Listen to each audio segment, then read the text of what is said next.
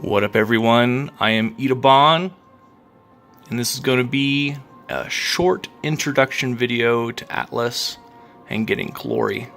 There's a lot more to it as far as getting yourself gear and how the seasons exactly work sometimes and what to do at the castle, but this will get you through how to get a Primarch troops, how to get glory, and then you'll be set. Alright, so you start out by clicking the Atlas icon above the war icon. It'll take you to Atlas. This is our base. It's around X170 and Y105. A little bit more to the right, it's called No Boomerum. Most everybody's chilling around Castle 1. I'm governor of Castle 3. Thank you, Benju. That's pretty sweet. Alright, if you're just starting, it probably looks more like this, though. That's because you don't have the team colors turned off, and it's recommended that you start out that way so that you can understand the land a little bit better before you get going. So you just click the right arrow, go over here, click settings, and on the bottom right there'll be a box that says show team colors. You want to uncheck that, and that'll show you the land like regular. Alright, so here's what the land looks like regular. Here's our home. No Boomerum. No Boomerum. Alright, the dark areas inland are where people are with their castles. See this light gray area and this light beige area? They got these green hexes with handshaking. Those are neutral zones. You cannot attack other players there. Other players cannot attack you. The red zones are PvP areas. This is where you go to get glory.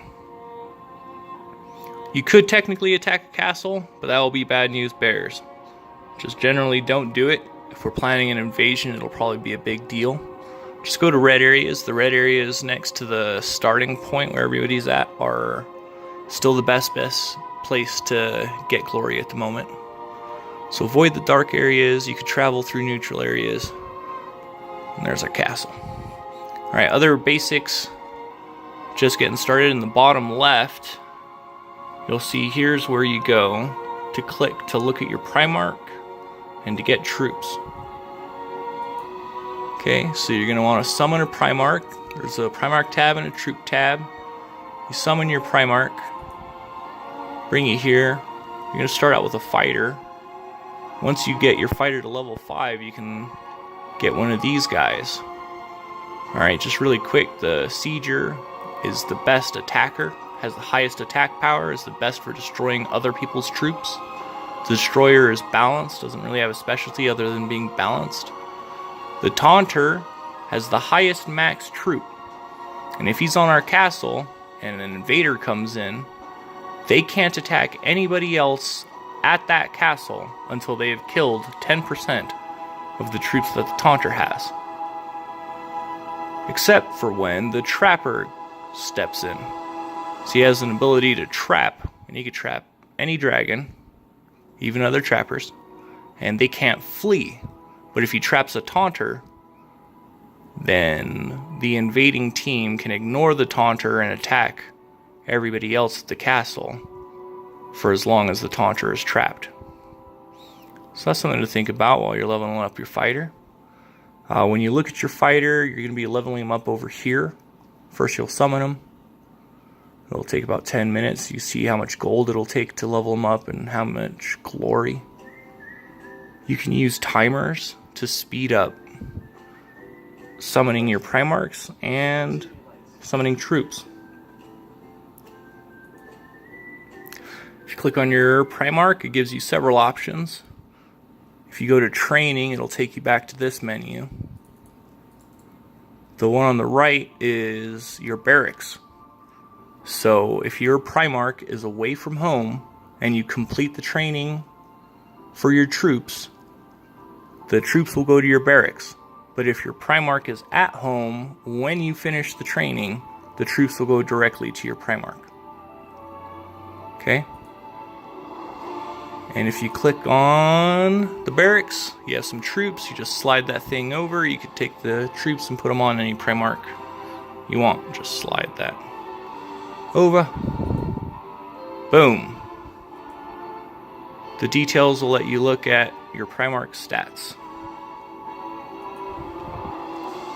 Alright, so you clicked on the bottom left to go back here to get some troops. You got 3 spots to train troops. All it takes to train troops are farmers who are ready and willing, and some gold. Your farmers, you can tell how many you have ready by the number of hats. Those are all farmers. And you get gold by attacking these guys. They're invaders. They give you gold and elemental shards. You could also attack a gold mine, but gold mines don't give you elemental shards, but they give you the same amount of gold. So you pretty much just always want to attack those guys. You can only attack an invader if you're in the same territory as it. So this invader on the right, you can click on it. There's a chance you might not be able to attack it because it's technically part of the territory on the right. So if you just move to that territory, you can attack it. It's best to gather gold when you're in neutral zones. Leave the red areas for PvP. Alright, so when you're summoning troops, the most you can make at one time from scratch is about 800. But if you have a bunch of troops already, you can revive them. You can revive up to 4,000 troops at a time. So all you really need is just a little nest egg to work with. And then you can get going a lot faster because you can just revive a bunch of troops and get back into the fray. See, if you revive the same number of farmers is turning into 3,000, over 3,000 troops instead of what would have been like 300 troops. Something like that. Wait, 65? No, that would have been 650 troops. Alright, so when it comes to getting glory, there's 2 ways to go about it. You can either attack or defend for glory. And I recommend defending. And that's for a couple of reasons. If you attack another Primarch, you have to defeat their base. And depending on how well you defeated their base determines how much glory you're awarded for the attack. So a low level could attack a high level, get a high level backer. The high level backer could beat the base. You've still beaten that base with 1 dragon as far as the game is concerned. It's going to consider it a very good attack. You're going to lose few troops in relation to how many troops you kill, generally speaking. Your Primarch stats matter when that comes into play, by the way. But it's still better to defend for glory for all dragon types as far as Primarch types as I've seen. Alright, but when you attack, you're going to lose troops permanently. Whereas if you defend, basically every one of those troops will just go back into your revive box, and you can use it again later. But if you attack people, you're going to have to sacrifice some. And if you do really poorly, you're going to sacrifice a lot.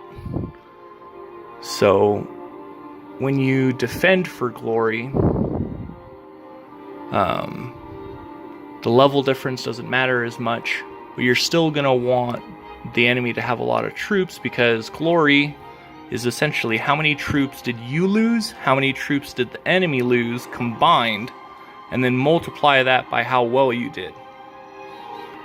Alright, so when you click on an enemy Primarch you're interested in the red area, you'll see some quick data. Like right now I can see he's level 242. If I was to attack him, I'd only get 63% of the glory possible. That's with somebody helping me take down his base. Or not. I mean, just isn't not possible to get more than that. If you click on details, you'll see the guy has 26,000 troops. That's great. What a good mark. Especially for defending for glory.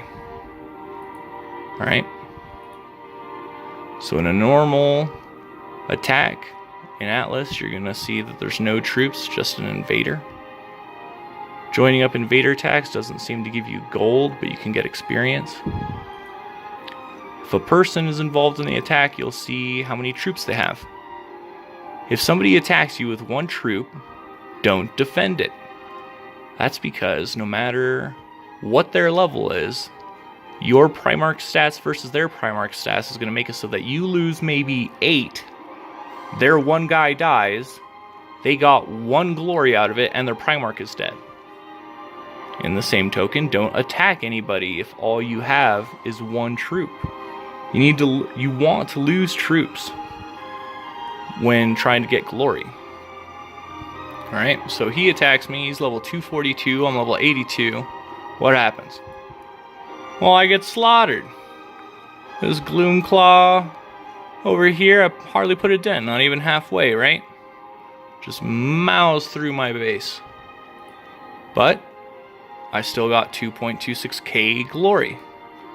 And if you do an attack against somebody else, you're oftentimes looking at just 500 or 600 glory per attack. Because you got to do really well in your attack to get the same kind of glory. And if you do really well in your defense, you will get more than this. The most glory I've gotten in a single defense is over 6,000k. That's killing all 3 dragons. And as I said before, you can use the defending technique with all of the Primarch types. You don't just have to do it with a trapper because it has a high defense. It'll work on all of them. So if we're ever going to conquer anybody, we're going to need siegers. Alright, well, you can look at the battle log. This is in your ledger from that arrow menu that pops out from the right. We see that he lost 3,000 troops. I lost 7.5. It came out with 2.2k.